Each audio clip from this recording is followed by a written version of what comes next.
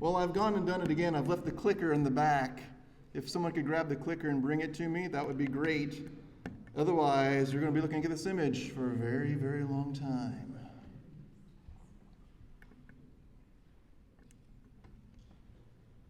And here they come like a gazelle frolicking through the field.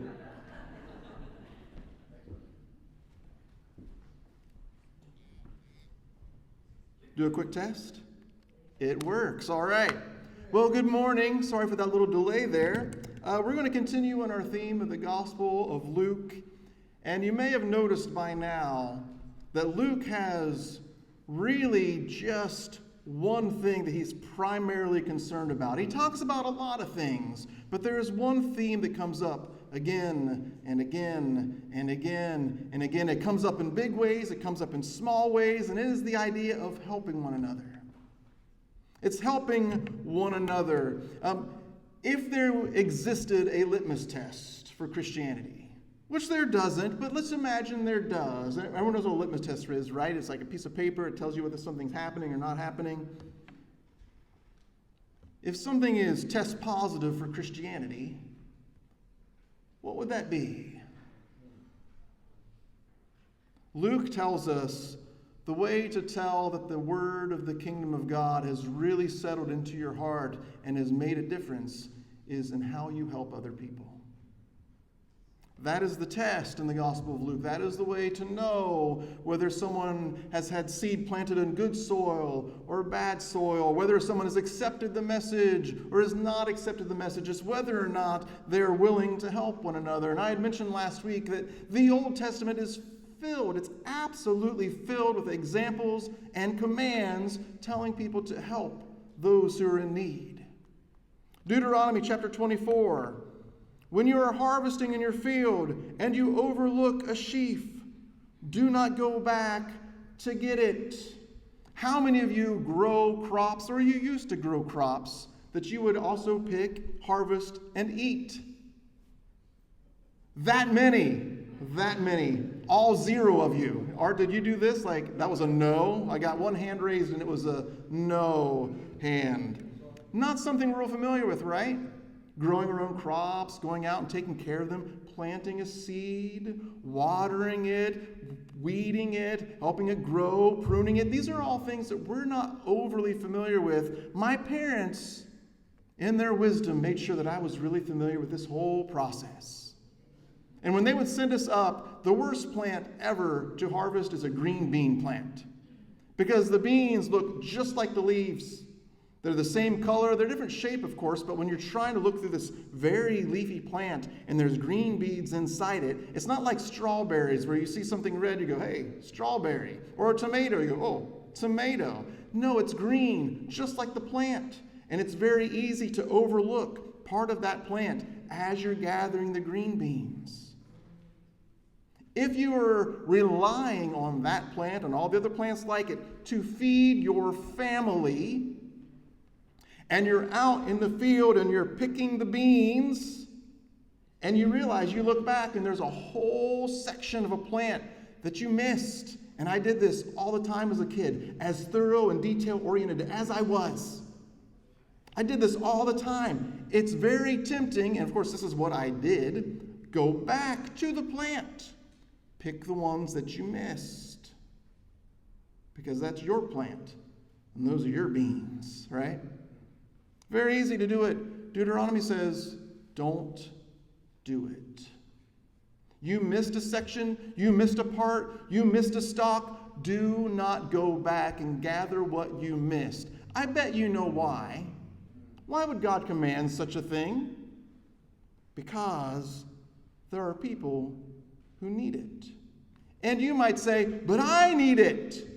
You do. And you have a field, and you have plants that are growing in it, and you just harvested some. You already have what you need. That, what's there, that's extra. Leave it for the foreigner, the fatherless, and the widow, so the Lord your God may bless you in all the work of your hands. In other words, if you want God to bless the activities that you are participating in your life, you need to make sure you are not being greedy and stingy and withholding and harvesting all that belongs to you. He clearly says, not all that belongs to you. What you missed, you missed. It's not yours anymore.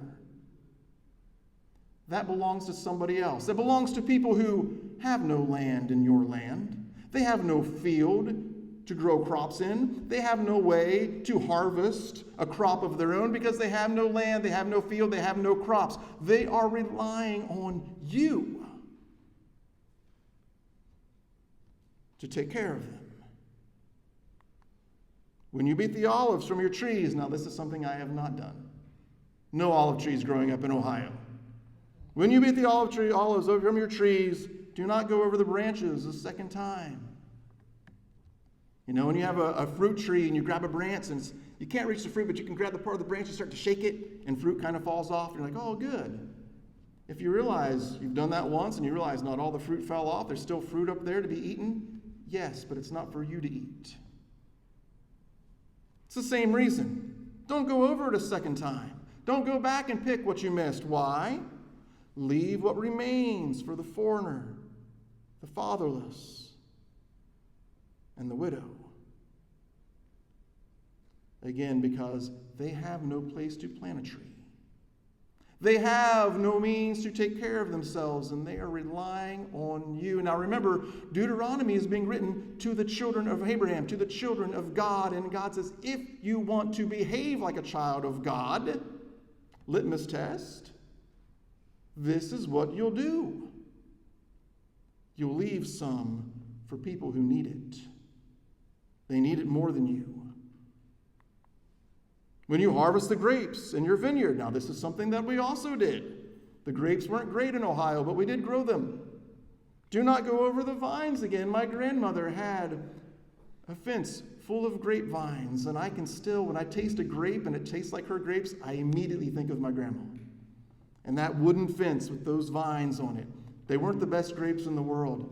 Again, I grew up in Ohio, not known for its vineyards. No wine made from grapes of Ohio. But he says, don't go over it again.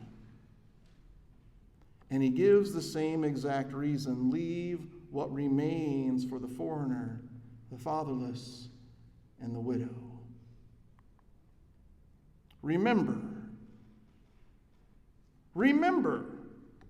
that you were slaves in Egypt. In other words, there was a time when you lived in a land that was not your own, and you had fields that did not belong to you, and there were crops in those fields that did not belong to you. Remember what it was like. Now, most of the people when this is being written, actually all of the people when this is being written are dead. None of them survived. They all died in the wilderness, remember? This is at the end. They're about to cross into the promised land. And Moses is giving the instruction. He says, remember that you were slaves in Egypt. That is why I command you to do this. Remember. Remember the grace that God has had on you and in your life. And let that grace work in you and through you. Trust in God produces acts of jubilee. Do you think it was easy for people to have a tree or a plant or corn or grapes or grain and realize they've got 8 kids and a wife, and they realize, oh no, we skipped an entire row to say, I'm not going to go back and harvest that row. Nope, we skipped it. You know there's no one policing this, right? There's no field checkers out there. Referees, striped shirts, whistles. Hey, you missed a row, or don't go back to that row. There's no one policing it. They have to, in themselves, trust that whatever they are gathering, it will be enough. They do not need to go back and pick the rest of that plant or go back and harvest that row that they missed. They don't need to, because God is going to take care of them. He took care of them in Egypt. He took care of them coming out of Egypt, and He'll take care of them now. It takes trust in God to live a life of jubilee. So we're going to do a recap. You're like, I thought you said we're going to continue in the Gospel of Luke and we read Deuteronomy. Yeah. It's all connected. The recap, rather than give you a verbal recap, I'm just going to read what we looked at last week. Probably 98% of you remember, but on the off chance you have some other thoughts between last Sunday and this Sunday, let's just read it again. Luke chapter 9, then Jesus called the 12 together and gave them power and authority over all demons and to cure diseases. And he sent them out to proclaim the kingdom of God and to heal the sick. He said to them, take nothing for your journey, no staff, no bag, nor bread, nor money, not even an extra tunic. And you remember why Jesus told them to go out and not have anything that they need for their journey. And the answer was because they're going to go and they're going to proclaim the kingdom of God, that it is the year of the Lord's favor. And whoever hears that message and accepts that message of Jubilee will invite them into their house and will care for them. They don't need money. They don't need food. They don't need extra clothes, because the people who are good soil will hear the message and they will receive it and they will produce. You remember this, correct? So he says, don't bring anything. You won't need it. Can you imagine how hard it is to go on a journey and not have everything that you need? And you know you don't have everything you need. You know it. I can imagine disciples saying, but Jesus, what if we get into the town and they reject us? You'll be hungry. But there are going to be some people who will accept you. And they will give you what you need. That takes trust. That takes trust in God. Whatever house you enter, stay there and leave from there. Wherever they do not welcome you, as you are leaving that town, shake the dust off your feet as a testimony against them. In other words, they have rejected the message of the kingdom of God that has come. They have rejected the idea that this is the year of the Lord's favor, that this is the year of Jubilee, when the community will celebrate and share and give and take care of one another. You know they've rejected it because they aren't doing it. So they departed and went through the villages, bringing the good news and curing diseases everywhere. That is the recap. Now we get into the part where Jesus tells them to practice what they preach. Right? Because they've gone into these towns and these villages and these homes, and they've told people the message of the kingdom, and those people have responded by caring for them. Now, almost the very next story, these disciples have their own opportunity to care for people who are with them. How will they respond?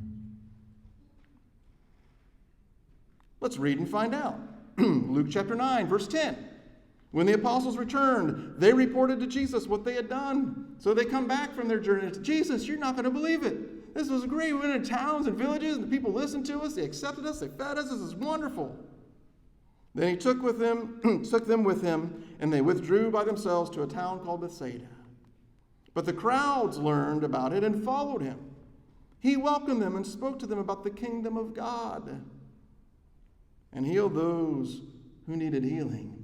You wonder what message he told them when he spoke to them about the kingdom of God? I really, really hope I'm connecting these dots well enough for you to start actually being able to do it on your own as you read through the Gospel of Luke. When he's talking to them about the kingdom of God, what message is he preaching?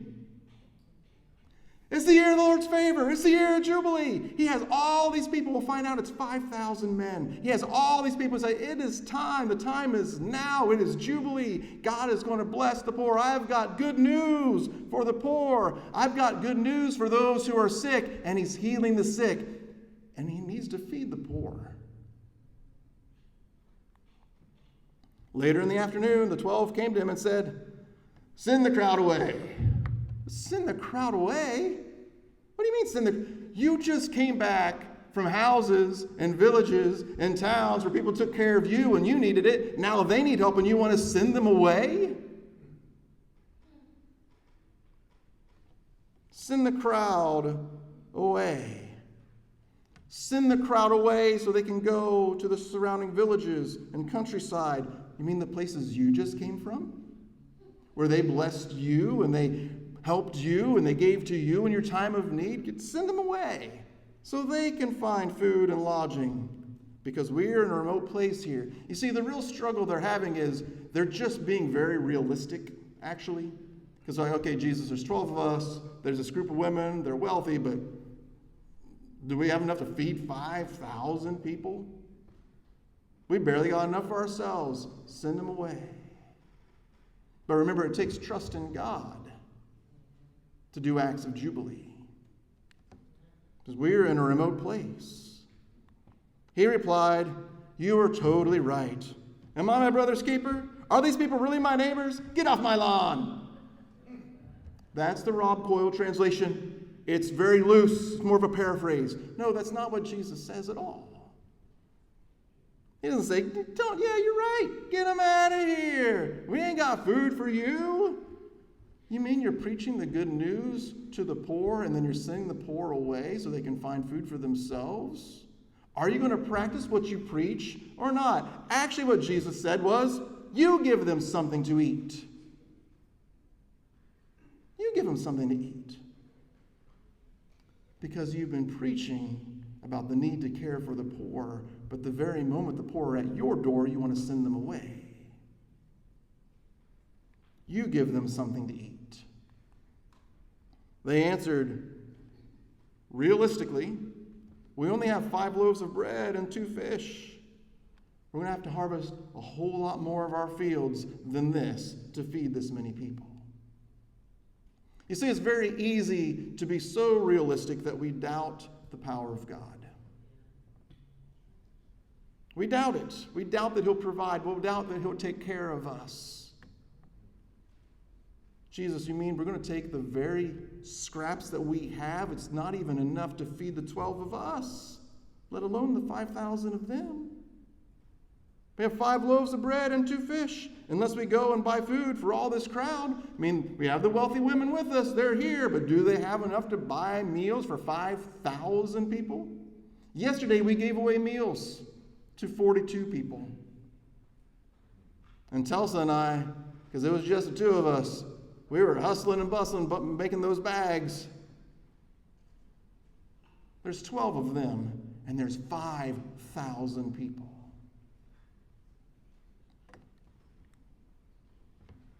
But with God, there's always enough. You don't need to go back and harvest that road that you missed. You don't need to go back and shake the branches of that tree or go back over that vine one more time, make sure you got all the grapes. You already have enough. You already have enough. But he said to his disciples, have them sit down in groups of about 50 each. So he has 100 groups of 50. If I'm doing my math right. The disciples did so, and everyone sat down.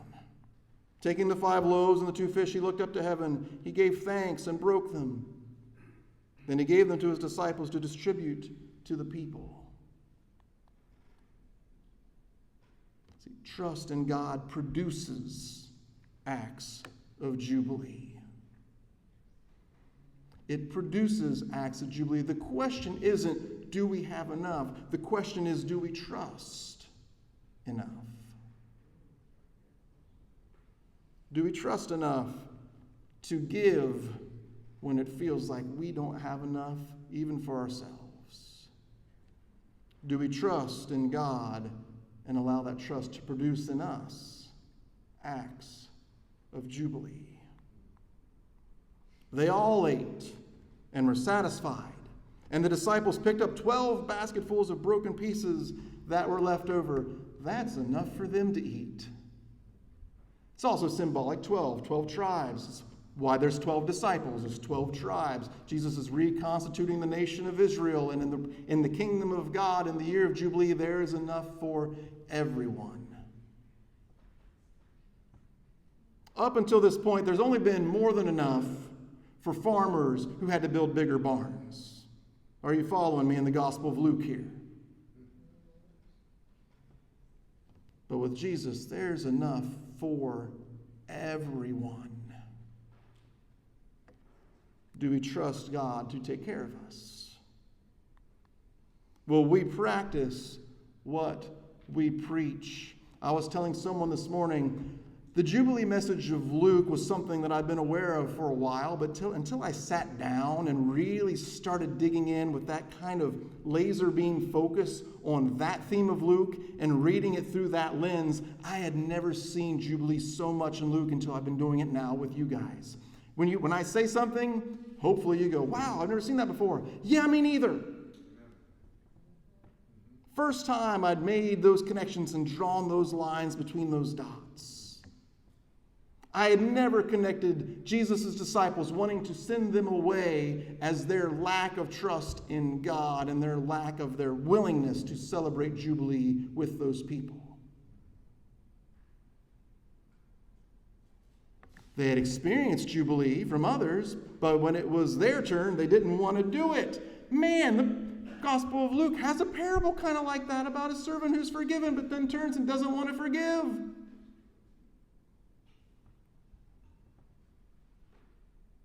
It's one thing to preach it. It's one thing to receive it. It's another thing to do it. But if the soil is good, the seed will grow. If the soil is good, it will produce good fruit. And if the soil is good, there won't be any locks. I'm going to reference a sermon from a few weeks ago. We won't be putting any locks on our barns when God has blessed us with abundance. We'll realize that we've been blessed with abundance, but it's not all for us. Remember, if I'm hungry and you have 2 loaves of bread, what kind of follower of Jesus would you be? If you kept those 2 loaves of bread and just left me hungry.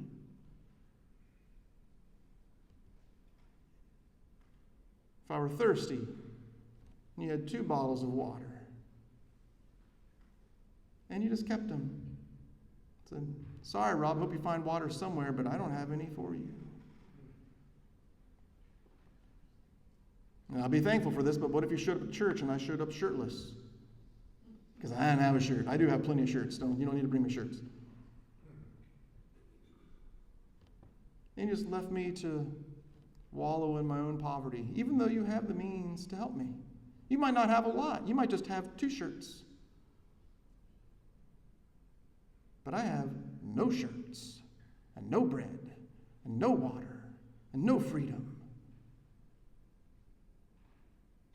Are we really following Jesus if we don't practice what we preach? Remember the Sermon on the Mount? Now I'm switching gears to Matthew, so just be aware I'm out of Luke for just a second. So forgive me. At the end of the Sermon on the Mount, when Jesus talks about where you build your house, it says, the wise man hears my words and does them. Does them. The wise man doesn't just hear my words and say, yeah, that sounds really good, I believe that, and then do nothing. That's what the foolish man does. The wise man will practice what he or she preaches. This is actually next Sunday. Next Sunday, the 16th. It's amazing how fast time goes, especially when it's midnight at 5:30 in the afternoon. That's a time change joke. Sorry, it didn't land very well. 1 week from today is our special giving for Orphans Lifeline International. And this is one of those organizations, one of those ministries that I truly, truly appreciate. Because for me, what it all comes down to is, and I say this, but I just want to be a real Christian. And James says, if you want to be a real Christian, this is what you'll do. You'll visit the orphans and the widows in their sorrow. You will take care of them in their time of need. And you prevent the world from leaving its dirty smudge on you. And I don't know for sure, but I think that dirty smudge is just the unwillingness to celebrate Jubilee when people need it. That is a dirty smudge. Next Sunday, we have a chance to give. We have a chance to give. We have a chance to give And maybe you're looking and saying, I don't know if I have enough. You know what? You might not. That could totally be true. It's not a matter of how much you have, it's a matter of how much we trust. God will take care of us one way or another. God will take care of us. So next Sunday, please, I encourage you all, come with a special gift. Over the last several years, we've been able to raise a couple $1,000s every single time. And it's been really, really amazing. And I love knowing that almost all of that goes right to the orphanages, right to the kids who need it. This is our chance to do that. Youth 1050, if you want to follow Brandon out to your usual spot. Art, if you want to come and lead us in a couple more songs here.